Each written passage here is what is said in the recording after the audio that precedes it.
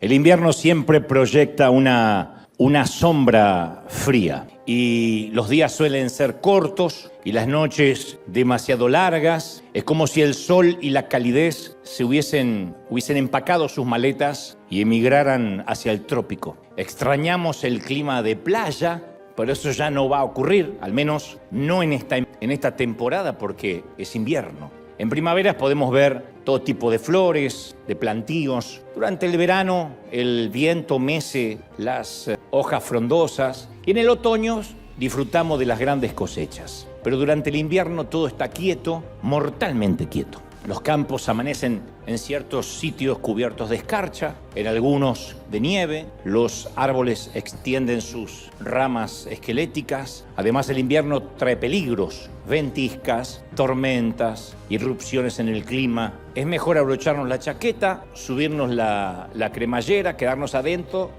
y mantenernos calientes, seguros. Por eso la pregunta hoy, aquí y a los que están en casa es: ¿estás en medio de un invierno? Pocos lo saben, pero una noche y sin ninguna razón racional, valga la redundancia, sin ningún motivo racional, te despertaste con una ansiedad que nunca antes habías sentido. Todo dolía, pero si pudieras contarlo dirías que dolía de una manera extraña, tan extraña que ya te resignaste a buscar la forma de describirlo, de articularlo con palabras. Cuando comenzó quizás era una sensación de malestar que pensaste que era incluso algo físico y que se iba a terminar yendo. Una especie de inquietud omnipresente que te acompaña y que va contigo donde quiera que vayas, hagas lo que hagas. Sientes como que algo no está bien, aunque no lo puedes identificar. Es un estado, como dijo alguien, de desasosiego, que te priva de calma. No puedes respirar profundamente, como si tuvieses algo en los pulmones, pero necesariamente no estás enfermo o enferma de los pulmones, pero es como si te costara respirar. Una intranquilidad que no se marcha, que te enturbia los momentos agradables. Perdiste la risa, hace tiempo que no te ríes a carcajadas y no sabes por qué. Es esa insoportable sensación de querer que todo acabe, pero no sabes bien qué es lo que quieres que acabe. Lo cierto es que es un displacer que te corroe las entrañas y dejas de dormir. Esto es determinante, dejas de descansar. Y entonces cuando dejas de descansar no te puedes nunca desconectar de tus pensamientos y librarte a las manos del inconsciente. Estar en un estado onírico donde dice duermo, descanso y por lo menos me olvido durante 6, 7 horas de lo que estoy viviendo. No puedes descansar. Entonces continúas la vida sin descanso y en modo de piloto automático. O sea, haces las tareas de la casa, vas a trabajar, pero no estás ahí. Es como que alguien te robara el presente. La depresión duele así. Y no es una metáfora, duele. Porque hace mal, lo sientes en el pecho, en la cabeza, en las entrañas. Cuando llega el invierno te puedes mudar, puedes cambiar de trabajo, puedes cambiar de cónyuge, pero la nube, puedes cambiar de suegra, puedes cambiar de hijos, de iglesia, pero la nube oscura nunca cambia. Con el tiempo simplemente la nube te acompaña y define tu propio cielo. Y tal vez hasta incluso enfrentes una crisis de fe, que dices, yo ya no sé si creo en Dios, yo ya no sé si creo en algo. Aunque llevas años de cristiano, dudas de tus convicciones. Ni siquiera es necesario que para que te ocurra esto, atravieses algo de una magnitud innegable como un divorcio o una muerte. A veces es simplemente el impacto acumulativo de toda una vida, lo que llaman el famoso efecto residual, que uno va aguantando, va soportando, va resistiendo y un día colapsamos. Un día decimos, no puedo más. Es como que la mente no logra entender lo que le está pasando al cuerpo, lo que anímicamente nos está ocurriendo y en términos espirituales nos está ocurriendo, pero en el momento que colapsamos decimos, hasta aquí, me agoté, llegué a mi situación más límite. Y la gente de la iglesia encima nunca ayuda, especialmente porque no lo entiende y ni nos enseñaron a entenderlo. Te dicen generalmente que te pongas a orar, si dices estoy triste, te dicen ponte a cantar, que reprendas la depresión, que te bañes. Bueno, eso siempre es un buen consejo, pero que leas la Biblia. Pero nadie puede convencerte que van a dejar de dolerte los golpes, especialmente cuando estás en medio de una paliza. Porque no es que la iglesia te dice, te voy a ayudar a reponerte al postoperatorio. No, te dicen, no te tiene que doler cuando te están pegando, cuando la vida te está dando. Y lo único que quieres es que los golpes se acaben. Necesitas una tregua, un descanso. Yo no hace mucho conocí a una mujer que había perdido a un hijo adolescente en un accidente de tránsito. Y una mujer cristiana de su propia congregación le dijo, tú tienes que confesar que todo lo puedes en Cristo que te fortalece y confesar victoria, ya no llores. Y la afligida mamá, que había expresado su dolor, en lugar de que la oyeran, la abrazaran, le dieran la gracia y el espacio para sanar, la callaron, le hicieron cerrar la boca dándole un versículo diciéndole que ella no estaba cumpliendo la palabra de Dios. O sea, la implicación era que si no eres fuerte, entonces no estás confiando en Cristo. Y eso es extremadamente triste para el que está pasando una situación difícil. Porque la Biblia está destinada a animar, no a dar respuestas fáciles en medio del dolor verdadero. La Biblia no son las galletitas de Panda, que abres la galletita de ver qué me sale y te sale un versiculito. La Biblia es para animar, para que el Señor nos hable, no para darle a alguien por la cabeza. ¿Hay algo peor que nos lancen versículos bíblicos al azar cuando estamos heridos? ¿Y por qué tenemos siempre la tendencia a hacer eso? A dar consejos que no nos están pidiendo. A veces lo que necesitamos es un abrazo o que nos escuchen. No queremos soluciones rápidas. Porque hay dolores que no implican, no merecen soluciones rápidas. No es repite esta frase y el dolor de perder un hijo se va a ir. Hay momentos que solo queremos que nos abracen en silencio. Entonces, ¿por qué tratamos siempre, digo los cristianos, de arreglar a los que sufren? ¿Por qué creemos que el sufrimiento es una temporada de vergüenza? ¿Por qué no podemos tolerar, por ejemplo, que un cristiano atraviese una temporada de tristeza? No soportamos, decimos, no, tiene que haber algo raro, tú no puedes estar triste. ¿Por qué no podemos estar tristes si la tristeza es una de las emociones que nos regaló el Señor? El Señor estuvo triste hasta la muerte. ¿Por qué no podemos soportar que alguien esté pasando una temporada en que no tiene ganas de reírse a carcajadas? Es fácil tener amigos genuinos, cristianos, con los que podemos fingir y decir estoy bien, nada me preocupa. Lo difícil es tener amigos con los cuales poder ser honestos, sin temor a ser prejuzgados, sin que nos digan estás haciendo las cosas mal. Por eso a veces pensamos que los cristianos no podemos expresar nuestras emociones y no tenemos en la iglesia una teología de la adversidad, no la hemos desarrollado. Como que el evangelio del empoderamiento permeó tanto la vida del creyente que escuchamos demasiado la palabra positivo, positivo, positivo y se nos asegura que si practicamos la confesión positiva nos van a pasar cosas positivas.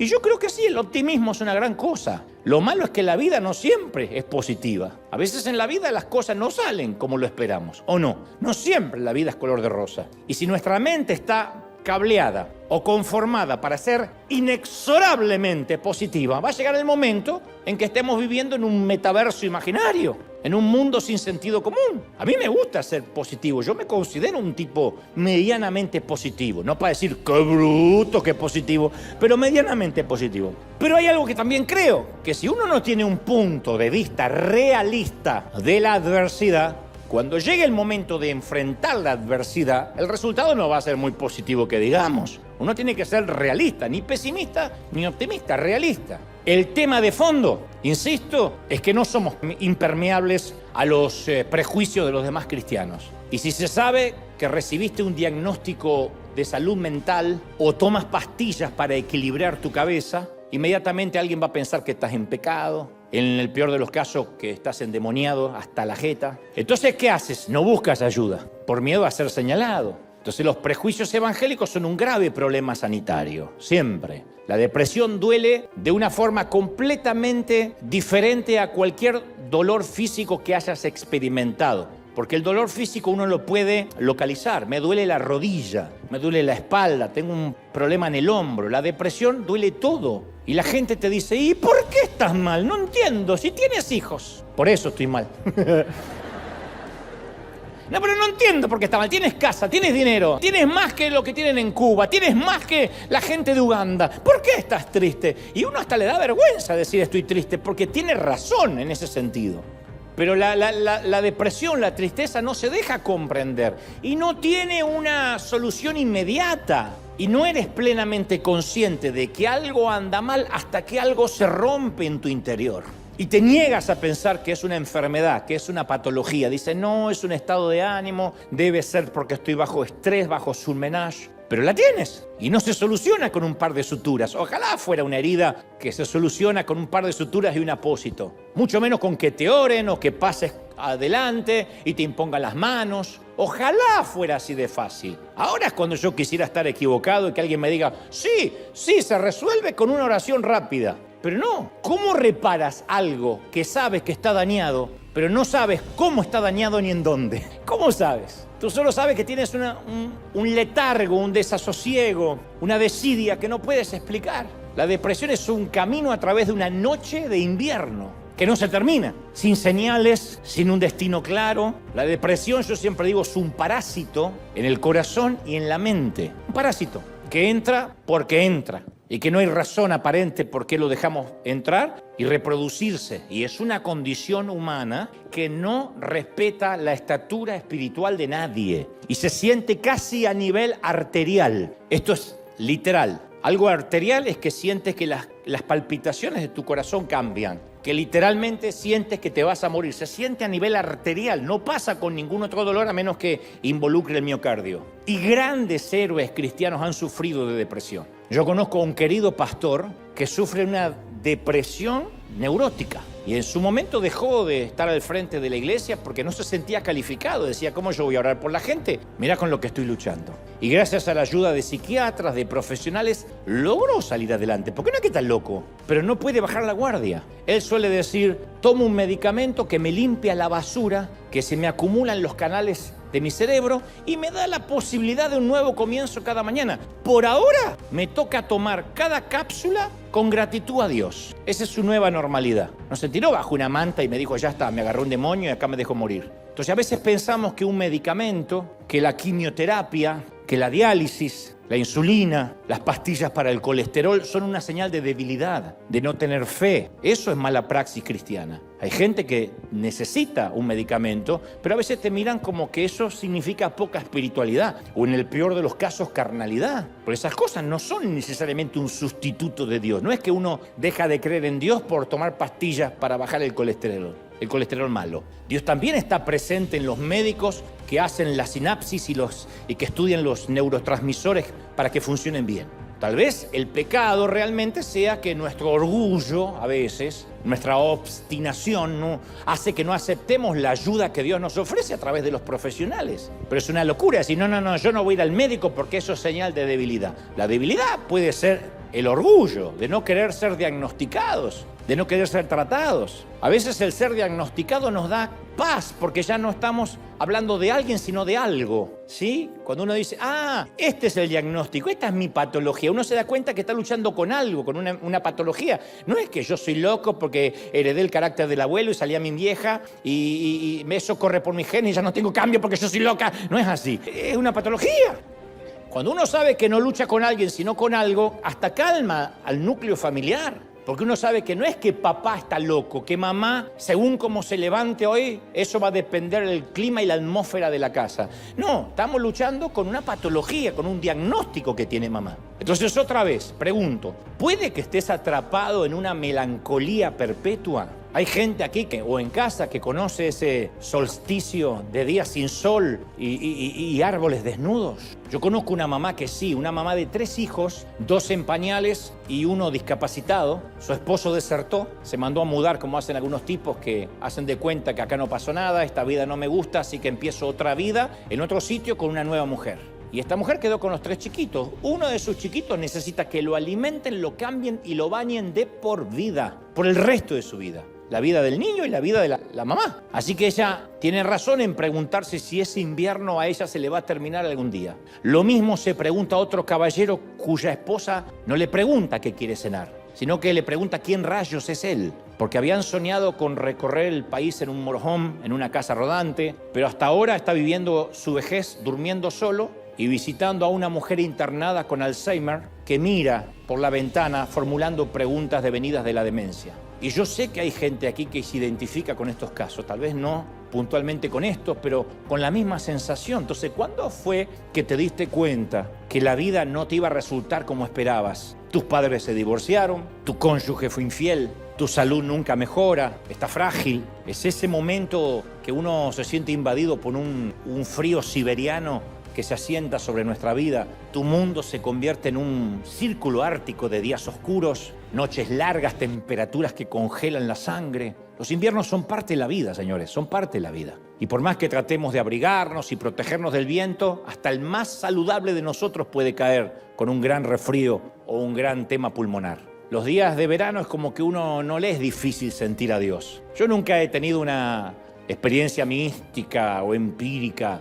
Me refiero a que nunca yo he tenido una epifanía. Dios se me apareció y me habló con voz audible, algo que incluya el departamento de efectos especiales del cielo. Nunca. Pero sí he tenido temporadas en que yo sentía a Dios muy cerca. Y cuando vivimos esos tiempos los recordamos como regalos. Son momentos que no suelen ser la regla general. No es que Dios no quiera estar cerca, pero cuando uno recuerda esos momentos en que uno habla con Dios y se conecta con Él, es maravilloso. La vida no es un eterno verano tropical, salpicado con algunos inviernos de tanto en tanto. No, la vida es al revés, y no soy pesimista, soy realista. La vida es un invierno largo, salpicado con algunos pocos días de verano que uno tiene que saber atesorar. Quizás podemos mudarnos a alguna parte del mundo y evitar el clima frío. Hay gente que hace eso. Cuando llega el invierno, hace como los gorriones, se va para el otro lado. Y cuando el otro lado llega el invierno, se viene para este lado. Pero no hay sitio que podamos mudarnos, al que podamos mudarnos para escapar del invierno espiritual.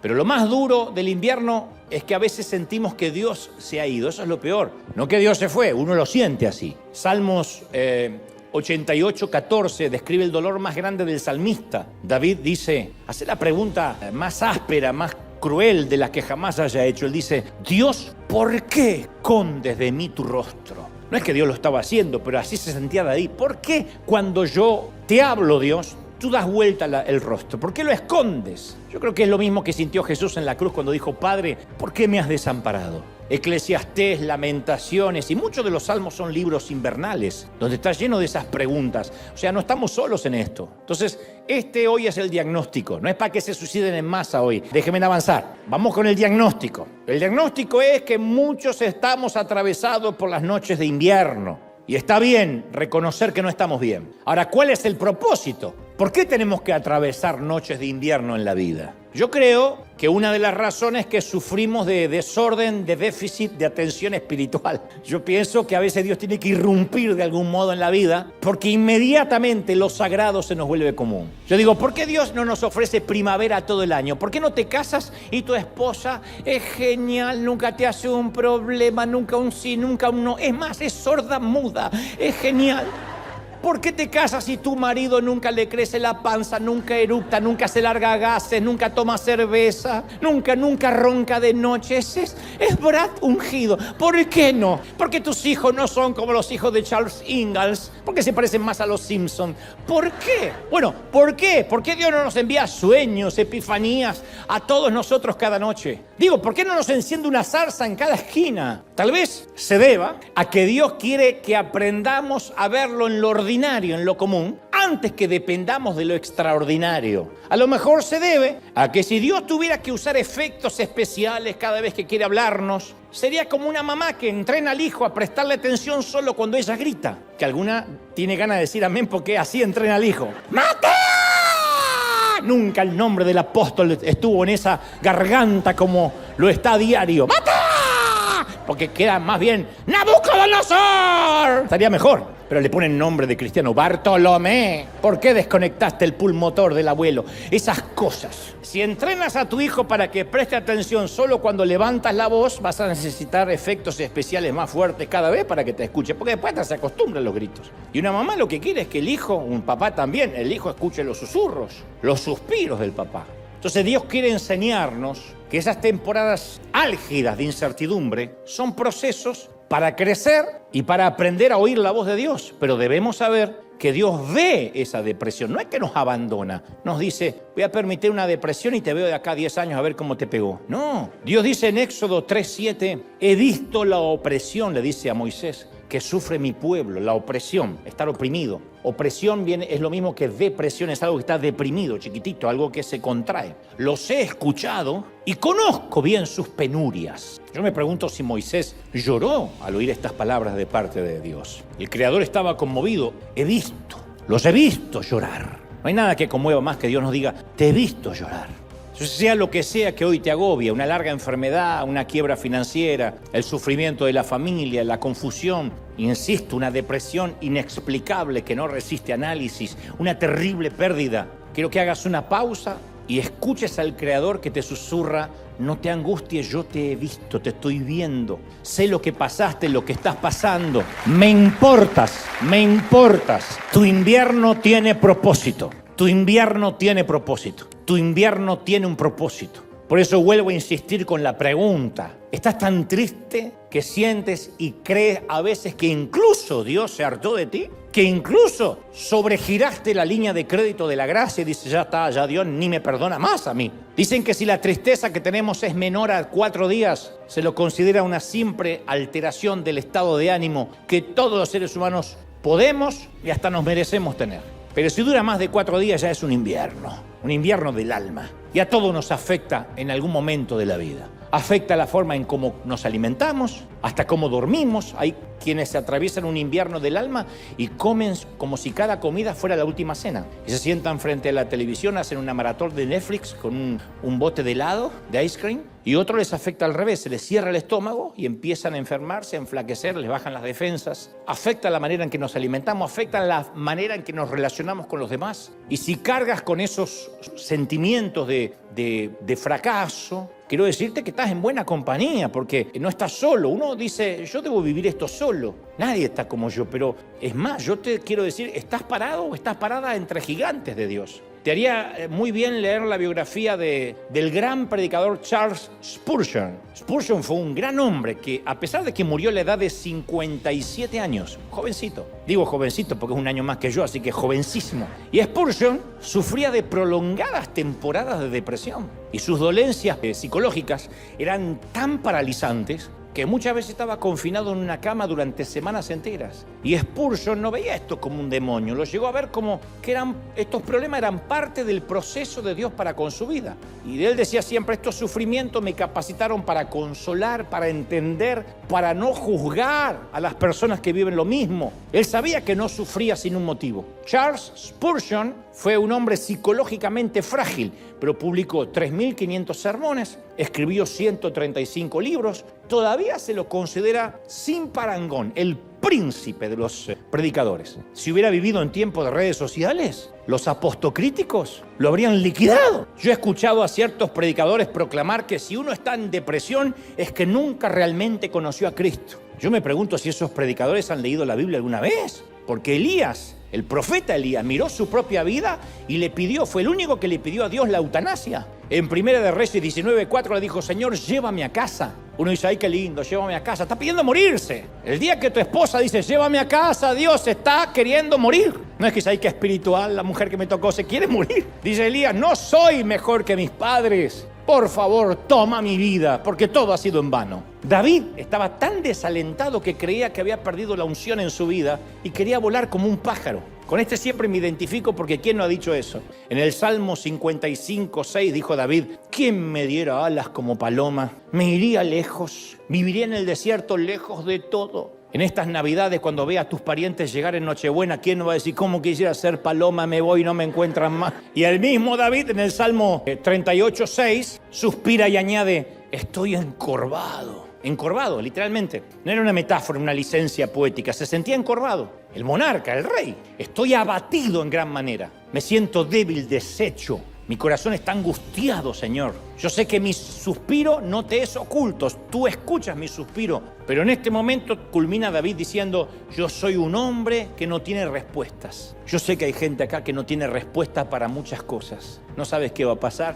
No sabes qué te va a deparar enero. No sabes qué te va a deparar el lunes que enero. No sabes qué va a pasar con tus hijos, ni con tus papeles, ni con tu negocio. De hecho, el propio Pablo, San Pablo, tuvo su larga noche de invierno. Fue exactamente cuando les escribió las cartas a Timoteo. De hecho, la correspondencia final de Pablo a su hijo espiritual Timoteo fue escrito desde la celda de una cárcel romana, ¿no?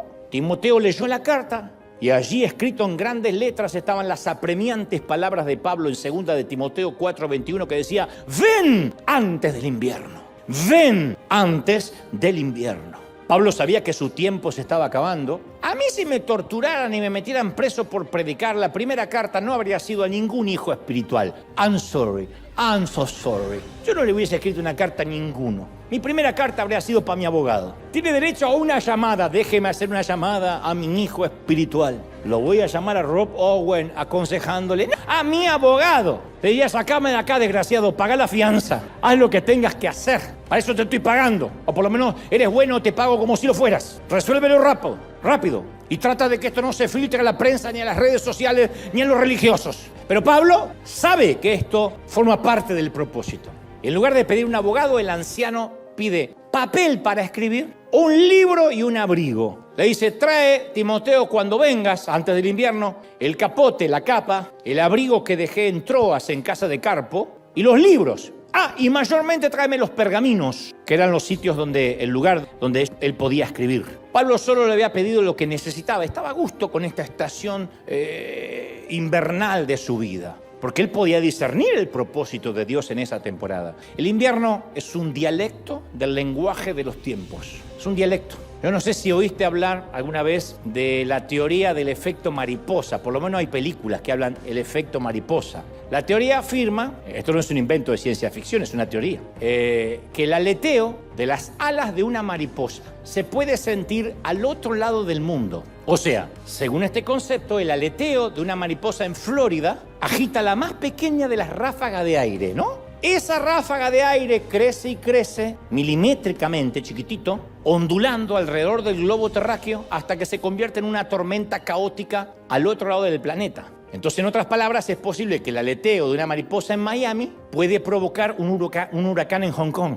Ahora, yo estoy de acuerdo con la idea que las cosas pequeñas producen grandes acontecimientos. El efecto mariposa se usa mucho en las películas, en los viajes a través del tiempo, como Regreso al Futuro, que le decía, Marty, no podemos causar una paradoja temporal, porque ahora el pasado no es el pasado, sino que es otro pasado alternativo, Marty. ¿Se acuerda? Uno se mete en el vórtice temporal y ocasiona una paradoja en el tiempo. Ese es el efecto mariposa. Ahora, yo no concuerdo con eso de la parte aleatoria en cuanto al ser humano. Yo no creo que los hijos de Dios somos víctimas de los aleteos. Yo no creo que ciudades enteras sean arrasadas por el mar a causa de la voluntad caprichosa de un insecto. Si fuera así, todo es causa y efecto, casualidad y suerte, y no habría consuelo, porque nadie tendría propósito. Pero si yo encuentro consuelo en las promesas como estas, Salmos 115:3 dice, nuestro Dios está en los cielos, en su trono, y puede hacer lo que se le plazca. Eso me consuela. Hay un rey, un profeta se lamentó. En Lamentaciones 3:37 dice, ¿quién puede anunciar algo y hacerlo realidad sin que el Señor dé la orden? Una pregunta retórica. ¿Quién va a hacer algo en la tierra sin que Dios dé la orden? Y el profeta Daniel declaró en Daniel 4:35, Él actúa, Dios, según su voluntad, tanto en el cielo como en la tierra. No hay nadie que pueda oponerse a su poder ni preguntarle, hey, ¿qué haces? Me encanta. ¿Quién le puede preguntar a Dios, qué estás haciendo? Entonces, Dios aseguró en Isaías 46:10, yo digo, mi propósito será establecido y todo lo que quiero lo voy a realizar. La mariposa puede volar todo lo que quiera, pero que su aleteo genere un huracán, para eso necesita el permiso de Dios. Primera de Timoteo 6:15 afirma, Él es el único y bendito soberano, Rey de reyes y Señor de señores. No hay otro rey. Él no es un presidente democrático, no depende del Senado, no depende de los diputados, no necesita los votos populares de nadie, no necesita la boca de urna. Él es el Rey y no se ha movido desde el principio de los tiempos y sigue siendo el Rey. Entonces, en esta línea de pensamiento, tenemos que aprender a discernir que el invierno que nos está ocurriendo no es un capricho o la mala suerte o el aleteo de un insecto. Es un propósito divino, ¿sí o no? Pasa por algo. A fines de agosto del 2018, 2 años apenas antes de la pandemia, aquí muy cerquita el pastor Andrew Stocken, yo te lo conté, en una iglesia de Chino, California, se quitó la vida por depresión. Querido pastor, joven, ministro de tan solo 30 años, 3 niños pequeños. Y su esposa declaró, después de que él se quitara la vida, dijo, yo no entendía la profundidad de su depresión ni la lucha emocional que estaba enfrentando. Todos nos dejábamos engañar con su aparente carisma y sonrisa. Era un tipo muy carismático, no era un tipo que usted venía y se veía venir depresivo. Un tipo, ustedes buscan sus videos, Andrew Stocken, y es un muchacho cool, con buena onda, con mensajes motivacionales. Ni su esposa se dio cuenta que había una implacable batalla espiritual envolviendo la vida de su marido. Estaba atravesando el invierno y aparentemente ni él ni ella lo pudieron discernir. Y eso sucede porque muchas veces los cristianos creemos que la ansiedad y la depresión son problemas que se arreglan con una oración rápida, o declarando victoria, o decretando que somos libres. Decrete que es libre. Hay un respetado médico cristiano que dijo hace poco: nuestro mayor problema es que pusimos a las enfermedades mentales en las categorías de las luchas espirituales. Uno no pondría una enfermedad del corazón en la categoría de las luchas espirituales. Nadie se avergüenza de contar que se fracturó la pierna, o que tiene asma, o que incluso tiene diabetes, pero siempre estamos ocultando la depresión. Nos da vergüenza. Y como si esa ignorancia no bastara, le sumamos la idea errónea de que los pastores, los líderes están más cerca de Dios y no luchan contra la depresión o no pasan inviernos crudos. Dicho sea de paso, si hay alguien aquí que tiene un ser querido que se ha quitado la vida por depresión y se pregunta, que es la pregunta siempre recurrente, si algún día lo va a volver a ver, yo tengo algo que decirte. Hace poco leía un libro cristiano acerca de los mitos del suicidio y un reconocido teólogo afirmaba: si eres aceptado en el cielo o no, no tiene que ver por cómo mueres, sino a través de la relación personal que tenías con Jesús. Convengamos que el suicidio es pecado porque es un acto injustificado de quitarse la vida. La vida es preciosa y Dios es el dador de la vida. Sin embargo, el suicidio no determina el destino eterno de una persona, porque nuestro destino eterno descansa únicamente en la gracia de Dios. No hay quien le pregunte qué haces. No hay quien le pueda decir qué haces. Y como dijo el querido Rick Warren, cuyo hijo menor también se quitó la vida hace unos años, él dice siempre: yo sé que lo veré en el cielo, porque la gracia de Cristo está por encima de cualquier desfase hormonal o desfase mental. Y sigo con Pablo. Antes de su invierno, Pablo pide las 3 cosas que todos necesitamos para completar nuestro propósito durante el invierno: un abrigo, un libro y papel. El abrigo tipifica una cobertura. Cuando estamos en nuestro invierno deseamos un abrigo. Especialmente lo necesitamos en el invierno de nuestras vidas. Trágicamente, algunas personas no tienen a nadie que pueda traerles un abrigo. Un abrigo tipifica el abrazo sin preguntar, el decir: voy a pasar la noche contigo, tomando café, tomando un té, y no tenemos que hablar de lo que te pasa, hablemos de cualquier cosa, no te voy a juzgar. Pero para algunos la necesidad de mostrar una imagen les impide mostrarse vulnerables y admitir que necesitan a alguien. Eso es lo peor. Los líderes que después terminan quitándose la vida es porque no pudieron pedir ayuda, porque tenían vergüenza de pedir ayuda. ¿Qué van a pensar? ¿Qué le queda para él si el que necesita ayuda soy yo? ¿Y quién dijo que un pastor no puede necesitar ayuda? Pero a veces nos sentimos demasiado orgullosos para decir: sí, soy quien soy, pero necesito la calidez, la cobertura de un abrigo. Incluso Jesús clamó en la cruz. Hace unos años atrás, varios años, yo pasé un periodo muy oscuro en mi ministerio, en mi vida. Y yo me acuerdo esos días con un dolor indescriptible. Y yo decía: Señor, decime en qué estoy mal. Y sentía que Dios tenía todo el derecho a retirarme todo. Esos momentos uno siente literalmente que hasta su alma está perdida. Y recuerdo que alguien me buscó incansablemente hasta dar con mi teléfono y me dijo: Dante, te voy a decir una bobería, que ya lo sabes porque no te voy a enseñar a ti a predicar, pero Dios nunca te dejó de amar. Y me dijo: no sabes cómo te ama el Señor, príncipe. Es el mejor regalo que me pudieron dar, porque es una frase que yo después empecé a decir durante la pandemia. Él me dijo: Dios todavía te ama, Dios está contigo. Yo sé que no es una super revelación, porque es una verdad escritural, pero caramba que la necesitaba oír.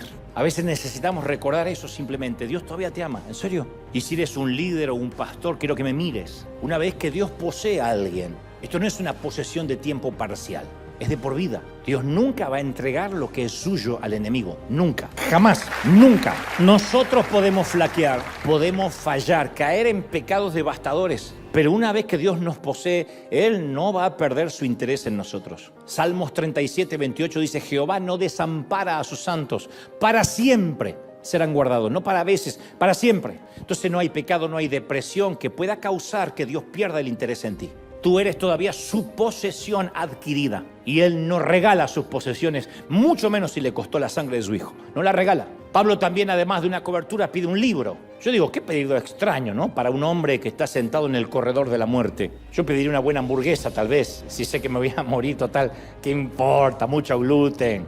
Pero él pide un libro. Él manda por un libro. ¿Por qué? Porque todavía está vivo. Y mientras vivamos, tenemos que continuar alimentándonos, creciendo. Pablo propuso en su corazón que iba a continuar alimentando su mente y corazón hasta el último día. La lectura fue su última dieta, su última comida del alma. Algunos dirían, ¿para qué aprender más? Si ni vas a salir de la cárcel y te vas a morir. Pero el conocimiento, uno nunca debe adquirir el conocimiento como la joyería fina, para ostentarla, para ser obsceno, para impresionar a otros. Mira el anillo que tengo, mira. No, yo no sé qué libro pidió Pablo, pero sí sé que su motivación para leer no era prepararse para la siguiente conferencia que iría como orador invitado, que es el mayor peligro de los oradores, que cuando leemos la Biblia profesionalmente y la dejamos de leer devocionalmente. Hay veces que uno lee la Biblia, hay muchos predicadores que leen la Biblia para enseñarle a otros, y podemos llegar a ser como esos hortelanos que cosechamos para darle de comer a todos mientras nosotros nos morimos famélicos, muertos de hambre. Hay gente que ministra a tanta gente y ellos viven en un estado depresivo terrible,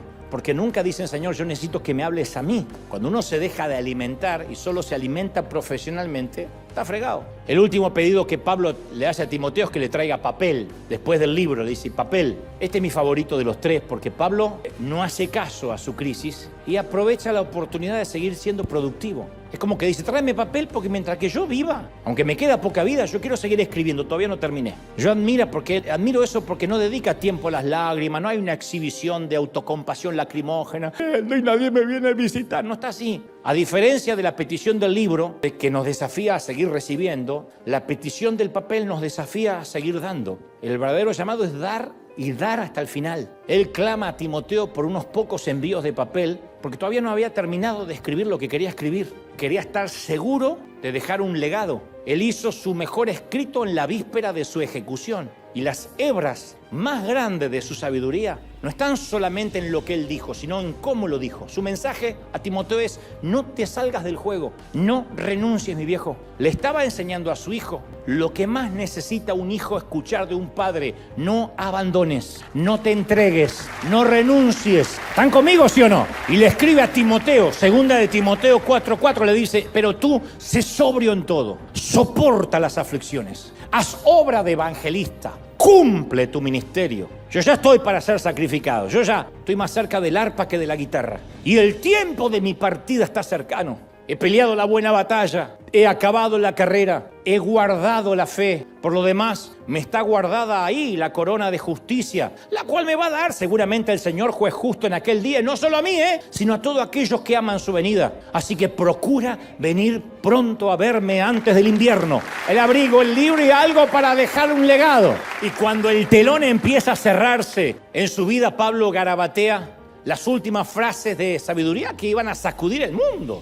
Él aún quiere traspasar su sabiduría, dejar su legado. Y Pablo tenía una cualidad sobresaliente, la seguridad de quién era. Ninguno de nosotros puede cumplir con ningún propósito mientras que estemos batallando con la inseguridad. ¿Quién soy? Y me van a recordar. Hace muchos años atrás trabajaba a mi lado alguien que muy inseguro y que poco a poco se fue adueñando de todo. Inventó contraseñas que él solo conocía, abrió cuentas bancarias secretas, se negaba a hacer copias de la llave, había cajones que no permitía que nadie limpiara, hasta le puso un rótulo con su nombre a algunos muebles de oficina. Hasta ahí, yo nunca había visto a alguien tan inseguro. Apenas Dios me mostró lo que este hombrecito estaba haciendo, le regalé la emocionante aventura de la búsqueda de un nuevo trabajo. Next, los líderes seguros no son territoriales, no son posesivos. La gente insegura tiende a usar la gente en lugar de desarrollarla. Segunda de Corintios 12:14 dice, pues no deben atesorar los hijos para los padres, sino que los padres deben atesorar para los hijos. La gente segura, la gente bendecida siempre deja una bendición.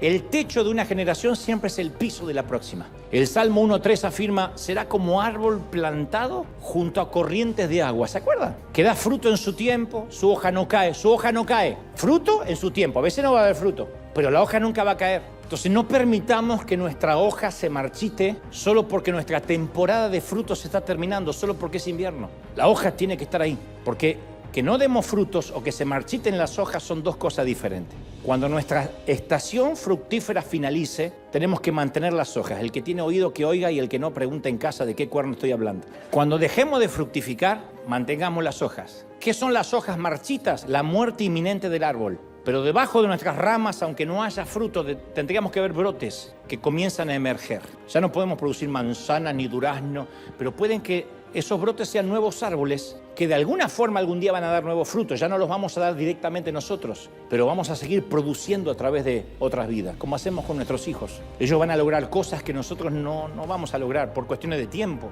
porque ya el tiempo no nos da. A ustedes menos que yo soy más joven que ustedes, pero a usted no le da. En resumen, no le digas a Dios cuán duro es tu invierno. Dile al invierno cuán grande es tu Dios. ¿Sí? Cuán grande es tu Dios. Y yo te invito a aceptar la invitación del salmista que dice: engrandezcan al Señor conmigo, exaltemos aún a su nombre. Salmo 34:3. Dios no necesita que lo agranden, Él ya es grande. Es una metáfora de decir, vean lo grande que es. Cobren perspectiva. Pero nuestra tendencia es agrandar los inviernos. Y miramos con la lupa el diagnóstico, la enfermedad, la deuda, la suegra. Lo miramos con la lupa. Ya la suegra es terrorífica de por sí, imagínate con lupa. Pero debemos meditar menos en el invierno y más en el Señor. Menos en nuestra tristeza, en nuestra celda y más en su poder. Yo a veces me pregunto si nos olvidamos lo inmenso que es Dios. Y yo creo que sí. Tiene que ver con que lo sagrado se nos vuelve común. Somos animales de costumbre. ¿Conocemos a aquel ante quien nos reunimos? ¿Entendemos que los demonios le temen y huyen solo al escuchar su nombre?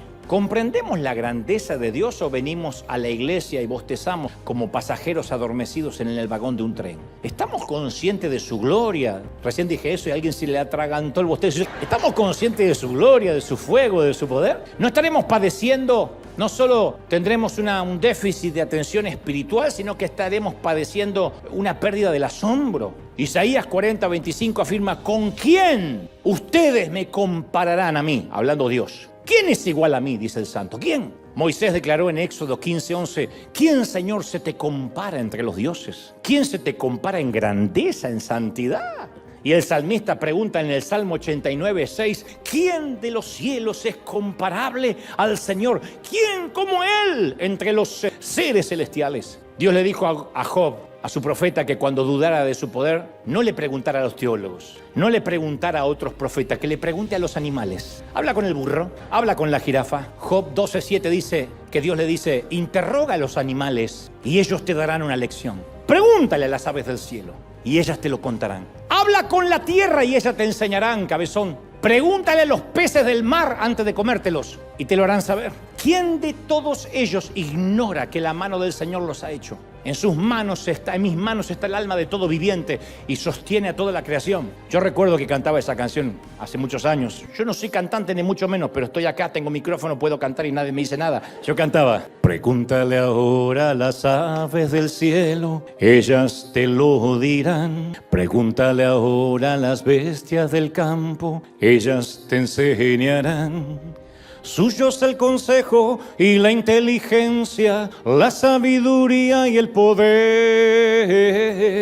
Pregúntale ahora a los peces del mar, ellos te enseñarán. Me encanta, es el ratito que puedo cantar. Después decía: rompe las cadenas de los tiranos, los ata y los hace callar. Transforma a los príncipes y poderosos y al fuerte lo hace temblar. Esparce a los cielos, los vuelve a reunir, levanta y vuelve a derribar.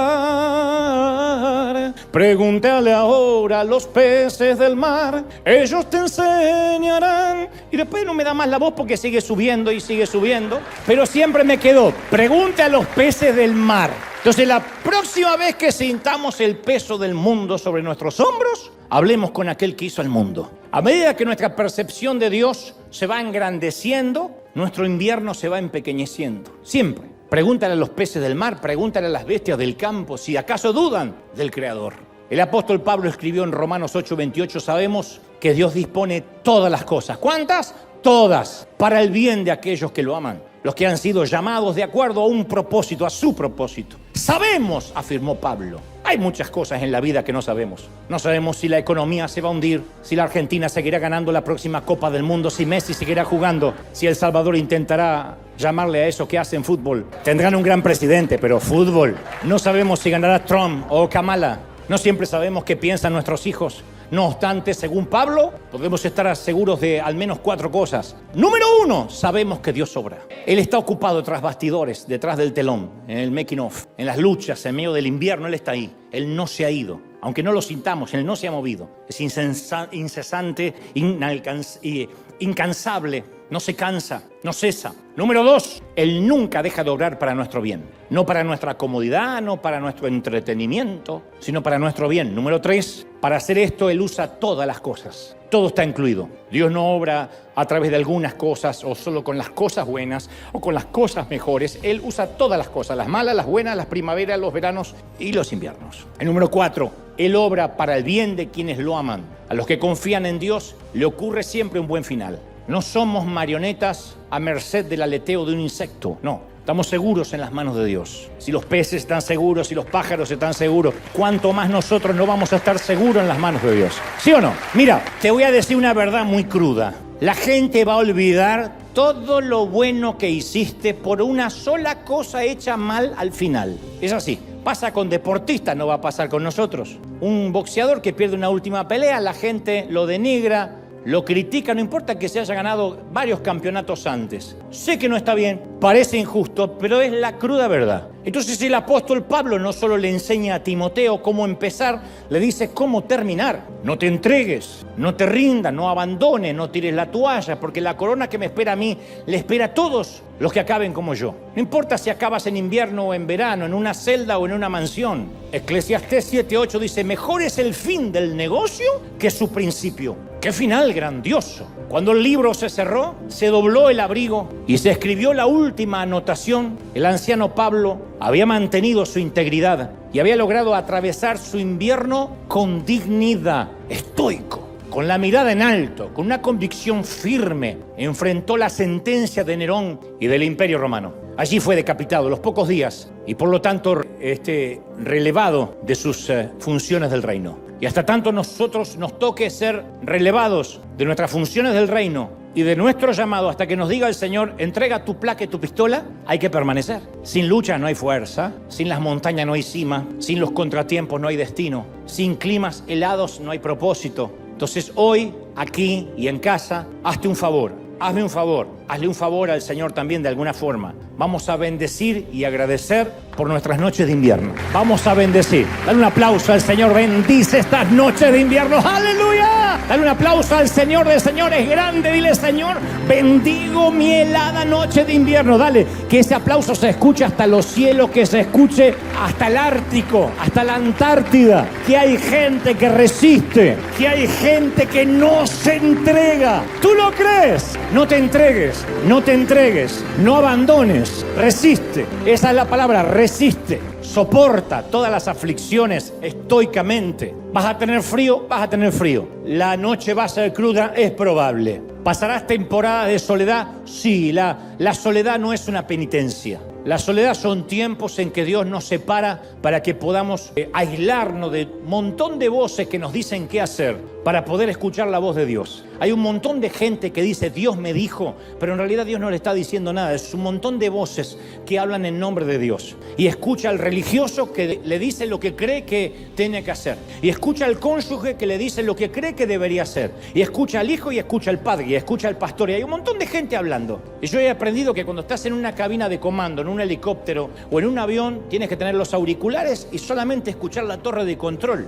Nunca vas a ver un piloto que le sale a la cabina y le pregunta a los 300 pasajeros, ¿para dónde vamos? Hay turbulencia, ¿qué me aconsejan hacer? ¿Nos ponemos a orar? Escuchen lo que le dicen en la torre de control. Gire el avión hacia la derecha, vamos a evitar esta tormenta, vamos a evitar la turbulencia, etcétera. O la vas a atravesar en su defecto porque no hay gasolina para dar vuelta. Lo que sea son las instrucciones de la torre de control. Y para eso necesitas aislarte. Entonces hay gente que el invierno lo sienten como aislamiento. Como que se acabaron las voces, como que hay amistades que Dios te sacó, como hay relaciones que Dios cortó por un tiempo, algunos para siempre, otros por un tiempo. No tomes como eso, como una penitencia, un castigo, la vida te está pasando factura. Es Dios que dice, yo necesito hablarte, necesito llamar tu atención. Y en el invierno uno medita, en el invierno no hay distracciones, no hay gritos en la plaza, no hay playa, no hay gente pugnando entrar al mar. Estamos nosotros, en el mejor de los casos, una chimenea, un libro, una Biblia y a escuchar a Dios. Y eso te va a dar fuerza para todas las temporadas que van a venir. Tienes que bendecir, tenemos que bendecir el invierno.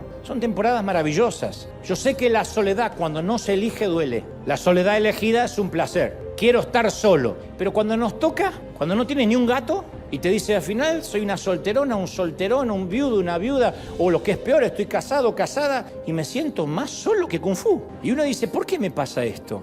Bueno, no lo tomes como un castigo, una penitencia, como una mala cosecha. En la mayoría de los casos es Dios aislándote. Tuvo que aislar al planeta en la pandemia. Los tuvo que aislar para que un montón de matrimonios descubrieran que apenas se soportaban. Por primera vez se miraban a la cara. Para que un montón descubrieran que no tenían a Dios. Para que otros montón descubrieran que no importaba si vivían en Beverly Hills, que la muerte no distinguía ni discriminaba a nadie, que se podía ir el joven y el viejo, el que tenía buena salud o el que fumaba como un esfuerzo. Pero Dios nos aisló y aislado nos tapó la boca y nos metió dentro de las casas para que meditemos, para que nos demos cuenta que los únicos que podían sobrevivir era la vida salvaje. Pregúntale a los peces, pregúntale a las bestias del campo y ellas te lo dirán. ¿Recuerdan cuando los noticieros mostraban a los alces, las criaturas del mar que salían, las tortugas? Porque ya no estaba el hombre invadiéndolo todo. Pregúntale ahora a las bestias del campo y ellos te lo dirán. Ellos te enseñarán, ellos te mostrarán que no hay nada que ocurra en la tierra sin que Dios lo haga. ¿Tú lo crees? Dios decide, Dios es soberano. ¿Cuántos creen de que Dios es soberano? Él sabe, Él permite lo que tiene que permitir. Nada pasa debajo del sol sin que Dios lo sepa. No es un insecto, no es una mariposa, no es causa y efecto, no es casualidad, no es suerte, no es timba. Esto es Dios cerrando, abriendo puertas, entrenándonos. Y ten por seguro que a Dios no le importa cuándo lleguemos a la meta, sino cómo lleguemos hasta ahí. Y si va a tener que procesarnos, lo va a hacer. Algunos son fáciles de escuchar la voz de Dios. Celebro si eres así. Si acá hay gente de los que dicen, sí señor, ¿cómo? Te celebro. Pero si eres cabezón como yo, vas a necesitar a veces la brida, el freno. Vas a necesitar que a veces Dios te cierre con cerco de espinos, que te lleve y permita ciertas crisis controladas, controladas. Como cuando uno le deja nadar al niño en la piscina y él cree que está solo en el océano, pero el papá está ahí o la mamá está ahí controlándolo. Los inviernos son controlados. En realidad no es un gran invierno ártico, estás en un invernadero. En realidad es un invierno controlado chiquitito así, pero para nosotros se nos hace eterno. Pero Dios dice, te voy a tener ahí, sé cuánto puedes soportar. Yo sé cuánto tú puedes tolerar. Y sé cuál es tu nivel de resistencia y de qué estás hecho. No voy a permitir que te quiebres, no voy a permitir que te pierdas, no voy a permitir que la depresión te haga olvidar quién soy. Yo sé que la depresión no se va a ir ahora, ni siquiera con esta próxima oración. Pero por Dios, lo que quiero que te vayas de aquí es pensando que nada de lo que te pasa, nada, ni lo alto, ni lo profundo, ni la depresión, ni el estar exaire, ni lo presente, ni lo porvenir, ni ninguna otra cosa creada podrá separarte del amor de Dios que es en Cristo Señor nuestro. Nada. ¿Estamos de acuerdo? Vamos a orar, vamos a orar. Levanta las manos conmigo, Padre. Gracias por este momento. He transmitido, Señor, lo que creo me has dicho a estos tus hijos. Si estás cansado, deprimido, triste, ten a bien levantar las manos y decir, Señor, aquí estoy, no puedo más.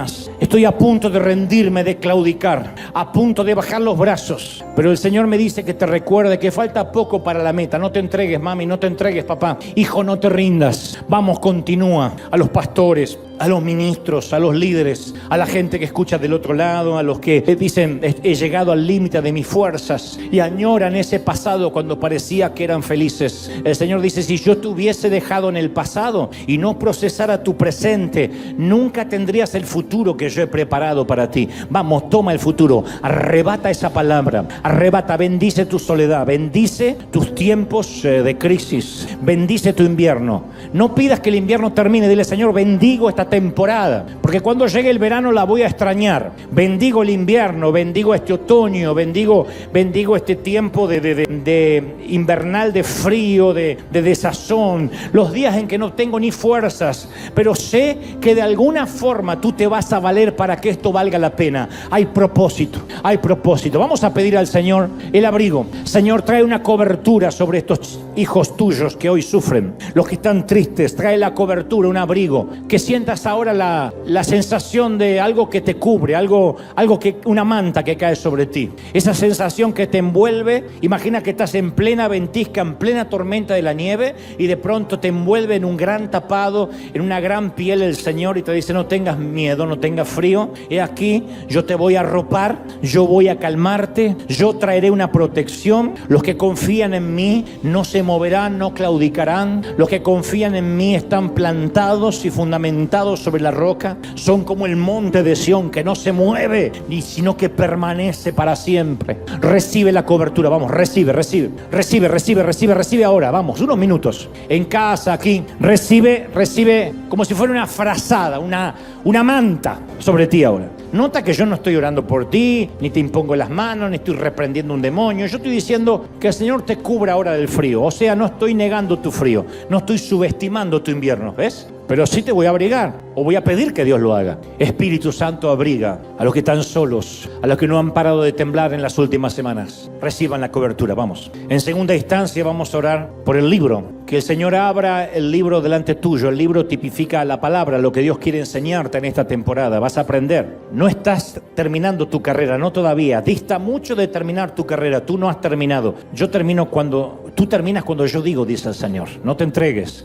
Yo nunca dije que has terminado. Todavía tengo propósito para ti y tienes que aprender. Así que abre el libro en casa y dile, Señor, ¿qué quieres enseñarme? Espíritu Santo, ayúdame a ver esto con ojos nuevos. Ya no voy a maldecir este tiempo, sino que quiero aprender. Eso tipifica el libro. ¿Qué te va a enseñar este invierno? Cuanto más rápido aprendas, más rápido sales. Más rápido aprendes, más rápido sales. No lo evites. Dile, Señor, yo quiero terminar el invierno, pero ¿qué tengo que aprender? Si no aprendo, vuelvo a pasar el invierno, o lo que es peor, no se termina nunca. ¿Qué tengo que aprender? ¿Lo sabrás ahora, o en casa, o durante la semana? Y tercero, un papel que tipifica a quién tengo que bendecir, qué legado tengo que dar después de esto, o durante mi invierno. ¿A cuánta gente que la está pasando igual que tú y tal vez necesita una palabra de aliento, un abrazo, yo también? En vez de decirle a alguien, alégrate, ¿por qué no le abrazas a alguien en algún momento de esta semana y le dices, yo también? Yo te entiendo porque estoy pasando lo mismo. Y te va a decir, estoy terriblemente triste. Y le vas a decir, yo no sé por qué. Oramos juntas. ¿Qué te parece si oramos juntos? ¿Qué te parece si nos sostenemos? Si no hay ganas de orar, nos abrazamos y tomamos un té. Eso tipifica el papel. ¿Qué legado vas a dejar? ¿A quién vas a bendecir? Porque Dios no te va a usar como canal de bendición en los veranos solamente, sino en los inviernos. Cuanto más yo he sido de bendición a la gente, es cuando he pasado crisis, porque los he entendido, no los juzgué. Y Dios permite lo que estás pasando porque te quiere enseñar, porque te quiere bendecir, porque quiere abrir puertas que nunca te abrió antes. ¡Oh! Bendito eres, Padre. Gracias por esta mañana, tarde o noche. Bendigo a los que han escuchado este mensaje, los que han atravesado el invierno. Gracias, Dios, por esta cuna de campeones. Gracias, Dios, por estos generales. Gracias, Dios, por esta gente maravillosa. Bendigo su salida, su entrada, su acostarse, su levantarse. Los bendigo en sus pensamientos más íntimos, en sus suspiros más anhelados. Declaro, Dios, que este bimestre, noviembre y diciembre, será un bimestre de entender, comprender y transitar el invierno, sabiendo de que hay un propósito, de que todas las cosas ayudan para bien. Y esto es a todos los que a su propósito son llamados, a todos los que aman y son amados por Dios. Los bendigo. Soltamos sobre ellos bendiciones. Declaramos a toda esta gente bendita en el cuerpo, en el alma y en el espíritu. Amén y amén. Gloria a Jesús. Sean bendecidos en todas las áreas. Dios te bendiga, Dios te guarde y haga resplandecer su rostro sobre ti. Chau, chau.